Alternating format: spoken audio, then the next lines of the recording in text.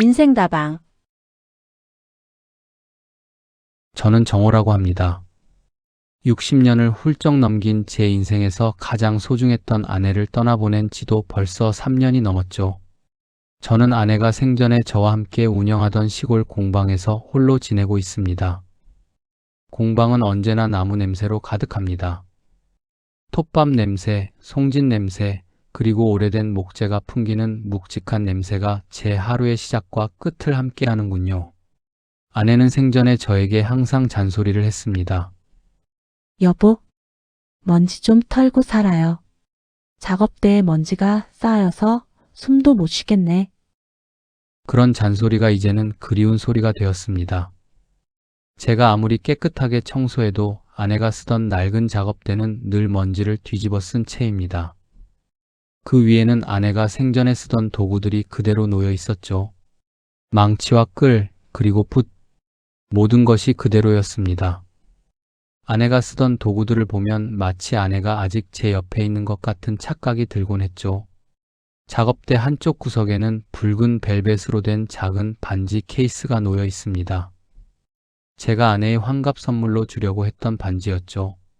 하지만 아내는 환갑을 맞이하기 전에 제 곁을 떠나고 말았습니다. 그 후 저는 이 케이스를 작업대에 올려두고 매일 아침과 저녁으로 봅니다. 이제는 아무 의미가 없어진 물건이 되었지만 저는 그 물건을 버릴 수가 없어요. 버리는 순간 아내를 완전히 잊게 될 것 같았거든요. 어쩌면 그건 제가 아내를 잊지 못한다는 저만의 변명이었을지도 모르겠습니다. 저는 하루의 대부분을 나무를 깎고 다듬는 일에 쏟아붓고 있습니다. 나무를 깎는 소리, 톱밥이 날리는 소리, 그리고 망치질하는 소리가 적막한 공방을 채워주었죠. 하지만 아무리 바쁜 척을 해도 공방은 언제나 텅 빈 느낌이었습니다. 밥을 먹을 때도 잠자리에 들 때도 저는 늘 혼자였습니다. 밥상 위에는 밥그릇 하나, 숟가락 하나만 덩그러니 놓여 있었습니다.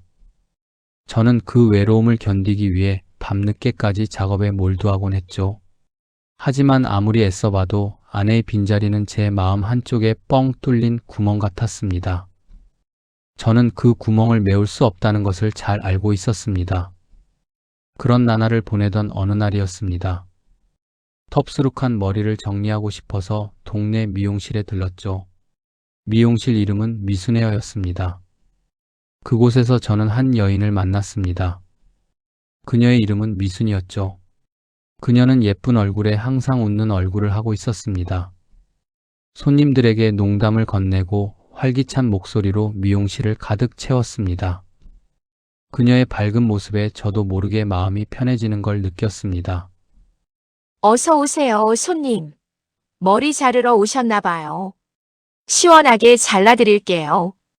그녀는 제 머리를 보더니 능숙하게 가위를 들었습니다.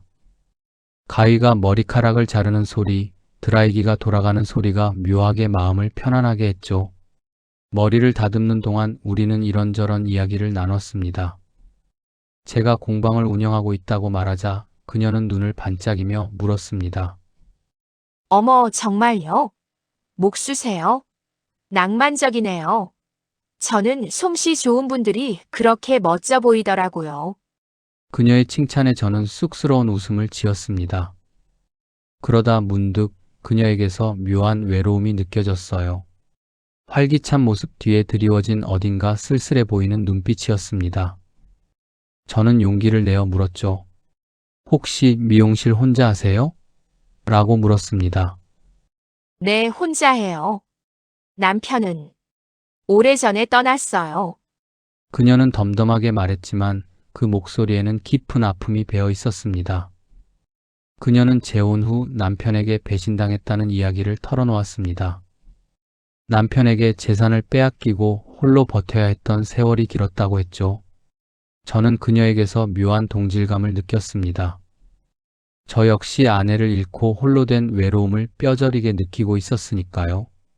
그녀는 겉으로는 밝은 척했지만 저와 마찬가지로 깊은 외로움을 느끼고 있다는 것을 알 수 있었죠. 그날 이후 저는 미용실을 참새 방앗간처럼 들락거렸습니다. 머리를 다듬을 때가 아닌데도 그냥 미용실에 가서 괜히 말을 걸고 앉아 있었죠. 미수는 그런 저를 싫어하지 않는 눈치였습니다. 오히려 반가워하며 따뜻한 차 한 잔을 내어주곤 했어요. 우리는 서로의 아픔을 공유하며 가까워졌습니다. 그녀와 함께 이야기를 나누는 시간이 저에게는 무엇과도 바꿀 수 없는 소중한 시간이 되었죠. 미순과 가까워지면서 제 얼굴에는 웃음이 많아졌습니다. 공방에 앉아 있을 때도 문득 미순의 활기찬 웃음소리가 떠올라 피식 웃곤 했죠. 그런 저를 가장 먼저 눈치챈 사람은 제 오랜 친구 만호였습니다. 만호는 저를 보더니 능글맞게 웃으며 말했습니다. 야, 정우. 요즘 얼굴이 환해졌다. 혹시 연애하나? 저는 손사래를 치며 부인했습니다. 하지만 만호는 짓궂게 놀려댔죠. 아니긴 뭐가 아니야. 소문 다 났어. 너 미용실 처녀랑 뭐 있다며? 잠깐 한 번 더 가야지. 외롭게 혼자 지내지 말고.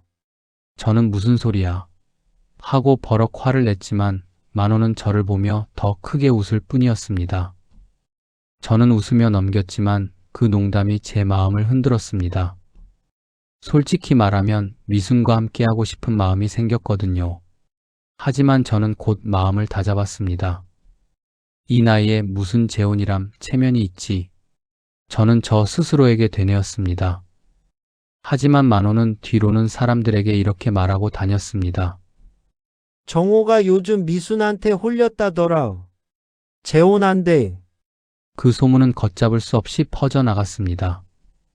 저는 아무 말도 하지 않았는데 이미 마을 사람들은 저와 미순의 재혼을 기정사실로 받아들이고 있었죠. 저는 장을 보러 시장에 갔다가 아주머니들의 수군거림을 들었습니다. 정호 씨, 미용실 미순이하고 잘해봐. 좋은 사람이라던데. 그 말에 저는 얼굴이 화끈거렸습니다.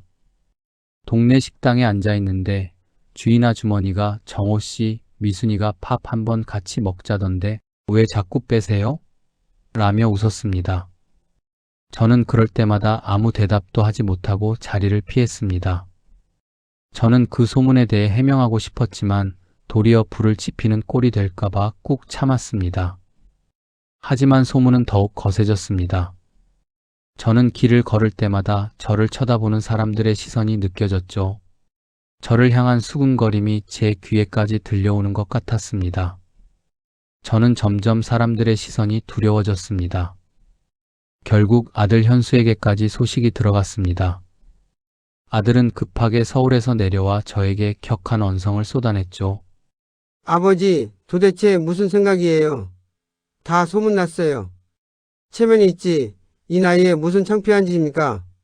어머니 돌아가신 지 얼마나 됐다고 벌써 다른 사람을 만나세요. 재산 문제도 그렇고 사람들 입방아에 오르내리는 게 싫어요. 아들의 말에 저는 억장이 무너졌습니다. 그가 하는 말은 저에게 비수처럼 박혔죠. 아버지라는 호칭은 온데간데 없고 그저 체면과 창피만 남았습니다. 저는 아들의 말에 모욕감과 서러움을 느꼈습니다. 현수야, 아버지가 얼마나 외로운지 너는 모르지 않니? 매일 혼자 밥 먹고 혼자 자고, 매일 혼자 밥 먹고 혼자 자고 옆에 있어줄 사람이 얼마나 그리운지. 그게 뭐가 중요해요? 아버지도 체면이라는 게 있잖아요. 제가 어떻게 사람들 얼굴을 보라고요? 아들은 제 마음을 전혀 이해하지 못했습니다.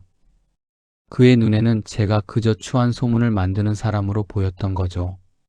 아들은 저에게 한참을 쏘아붙이다가 결국 제 대답을 듣지도 않고 서울로 올라갔습니다. 저는 밤새 공방에 홀로 앉아 목재를 깎고 또 깎았습니다. 깎아낸 나무 부스러기만큼 제 마음도 깎여나가는 것 같았죠. 나무를 깎는 소리가 마치 제 마음속의 분노와 서러움을 밖으로 토해내는 소리처럼 들렸습니다. 저는 제가 왜 이 나이에 이런 모욕을 당해야 하는지, 왜 이렇게 외롭고 서러운지 알 수 없었습니다. 아들이 원하는 것은 저의 행복이 아니라 체면과 사회적 시선이었던 거죠. 저는 그저 분노를 사귀며 밤을 지새울 뿐이었습니다. 아들과의 갈등으로 힘든 나날을 보내던 저는 미순에게도 소홀해졌습니다. 미용실에 가는 발걸음이 무거웠죠. 미순은 그런 저를 보며 걱정스러운 표정을 지었습니다. 정호 씨, 무슨 일 있으세요? 요즘 통 얼굴 보기가 힘드네요. 저는 차마 아들과의 갈등에 대해 말할 수 없었습니다. 그저 아니요, 아무 일 없어요. 라고 얼버무렸죠. 그런 저를 보며 미수는 조심스럽게 자신의 이야기를 꺼냈습니다. 저도 젊었을 때 행복한 결혼 생활을 꿈꿨던 적이 있어요. 그런데 실패했어요. 전 남편은 저에게 돈만 보고 접근한 사람이었죠. 저의 모든 재산을 빼앗고 저를 버렸습니다. 그때는 정말 죽고 싶었어요. 하지만 저는 포기하지 않았어요. 홀로 미용실을 차리고 홀로 버텨온 세월이 길었어요. 그래서 저는 이제 욕심 없어요. 그냥 같이 밥 먹어줄 사람. 그게 제가 바라는 전부예요. 돈도 명예도 필요 없어요. 그저 저의 곁에서 저와 함께 밥을 먹어줄 사람. 그 한 사람만 있으면 돼요. 미순의 솔직한 고백에 저는 마음이 흔들렸습니다. 그녀의 아픔에 공감했고 그녀의 진심이 느껴졌거든요. 같이 밥 먹어줄 사람, 그 말이 제 마음에 깊이 파고들었습니다. 저 역시도 외로운 밥상을 마주하는 게 가장 힘들었으니까요. 하지만 동시에 저는 두려움에 휩싸였습니다. 내가 과연 이 여인을 지킬 수 있을까? 또다시 누군가에게 상처를 주고 상처를 받게 될까? 하는 두려움이 제 마음을 지배했죠. 저는 아들의 반대와 사람들의 수군거림, 그리고 저 스스로의 두려움에 갇혀버렸습니다. 저는 미순에게 아무 대답도 할 수 없었습니다. 그날 이후 저는 미순을 피했습니다. 그녀의 진심이 느껴졌지만 저는 그 진심을 받아들일 용기가 없었던 겁니다. 아들과 미순 사이에서 이러지도 저러지도 못하며 하루하루를 보내던 어느 날 저는 아내의 유품을 정리했습니다. 아내가 쓰던 낡은 장롱을 정리하다가 서랍 깊숙한 곳에서 오래된 편지 한 통을 발견했습니다. 아내가 저에게 쓴 편지였죠. 사랑하는 여보, 당신은 체면만 내세우지만 사실 누구보다 외로운 사람이에요. 항상 겉으로는 강한 척하지만 마음속은 여린 사람이라는 걸 나보다 더 잘 아는 사람은 없을 당신은 거예요. 밥 한 끼도 혼자서는 제대로 못 먹는 사람이에요. 언젠가 나 없는 자리에서 당신의 외로움을 인정하게 될 거예요. 그리고 그 외로움을 채워줄 사람을 만났길 바라요. 그 사람이 누구든 당신의 행복을 위해 내가 먼저 응원할게요. 당신의 행복이 곧 나의 행복이니까요. 편지를 읽는 순간 저는 무너져 내렸습니다. 억지로 참고 있던 눈물이 터져 나왔죠. 저는 아내가 남긴 편지를 들고 한참을 울었습니다. 여보, 미안해. 내가 당신을 너무 외롭게 만들었구나. 저는 그동안 체면 때문에, 아들의 반대 때문에, 그리고 저의 자존심 때문에 외면해왔던 제 마음속의 외로움을 마주하게 되었습니다. 아내가 남긴 편지는 제 마음의 방아쇠를 당긴 전환점이었습니다. 저는 그동안 제가 얼마나 어리석고 고집스러웠는지 깨달았습니다. 그리고 아내의 진심을 비로소 이해하게 되었죠. 며칠 뒤 마을 회관 잔치 자리가 열렸습니다. 저는 그 자리에 미순과 함께 갔습니다. 제가 미순과 함께 나타나자 마을 사람들의 수군거림은 더욱 커졌습니다. 아들의 표정은 굳어졌고 제 친구 만호는 저를 보며 큰 소리로 말했습니다. 정호 장가 간다며? 잔치 열어야지. 축하한다, 친구야. 순간 모든 사람의 시선이 저에게 쏠렸습니다. 아들은 분노에 차서 자리를 박차고 나갔습니다. 저는 모든 것을 포기하고 싶었습니다. 그래, 역시 나는 안 되는구나. 하지만 저는 더 이상 도망치고 싶지 않았습니다. 저는 용기를 냈습니다. 저는 미리 준비해둔 목재를 꺼내 직접 만든 밥상을 사람들에게 보여주었습니다. 밥상은 며칠 동안 밤새 깎고 다듬은 제 진심이 담겨 있었습니다. 밥상의 모서리는 둥글게 다듬어져 있었고 나무의 결은 제 마음처럼 부드러웠죠. 저는 큰 소리로 말했습니다. 여러분, 제가 재혼하는 게 맞습니다. 이 밥상은 제가 직접 만들었습니다. 이제 빈자리에 밥그릇이 하나 더 놓일 겁니다. 제게 필요한 건 돈도 명예도 아닙니다. 그저 함께 밥 먹을 사람 그뿐입니다. 사람들은 놀란 표정으로 저를 바라보았습니다. 저는 더 이상 사람들의 시선이나 아들의 반대가 두렵지 않았습니다. 그저 제 마음이 이끄는 대로 행동하고 싶었죠. 그리고 저는 당당하게 미순의 손을 잡았습니다. 미순은 저의 손을 꼭 잡고 따뜻하게 웃어주었습니다. 저는 미순과 함께 공방으로 돌아왔습니다. 공방 한쪽에는 제가 만든 밥상이 놓여 있었습니다. 저는 밥상 위에 밥그릇 2개를 나란히 놓았죠. 그리고 그 옆에는 숟가락과 젓가락도 2개씩 놓았습니다. 여전히 아들과의 갈등은 남아 있었고 사람들의 시선도 완전히 사라진 것은 아니었습니다. 하지만 저는 더 이상 외롭지 않았습니다. 밥상 위에 놓인 2개의 밥그릇이 모든 것을 말해주고 있었습니다. 우리는 함께 밥을 먹기 시작했습니다. 밥을 먹는 동안 저는 잊고 지냈던 반지 케이스를 꺼내 미순의 앞에 놓았습니다. 이건 아내에게 주려다 못 준 겁니다. 하지만 이제는 당신에게 주고 싶습니다. 미순은 말없이 그 반지를 받았습니다. 저는 이제 빈 작업대 대신 2개의 밥그릇이 놓인 식탁을 보며 진정한 행복이 무엇인지 깨달았습니다. 사랑은 돈이나 명분이 아닌 함께 밥 먹을 동반자가 있다는 것, 그것만으로도 충분하다는 것을요. 그리고 며칠 뒤 아들에게서 전화가 걸려왔습니다. 아버지, 죄송해요. 제가 너무 철이 없었나 봅니다. 조만간 미순 아주머니께 인사드리러 갈게요. 아들의 말에 저는 눈시울이 붉어졌습니다. 사랑은 돈이나 명분이 아닌 함께 밥 먹을 동반자가 있다는 것, 저는 이제 빈 작업대 대신 2개의 밥그릇이 놓인 식탁을 보며 새로운 시작을 준비하고 있습니다.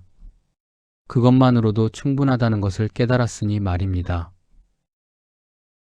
여러분도 동반자를 찾아 행복한 인생 살으셨으면 좋겠습니다.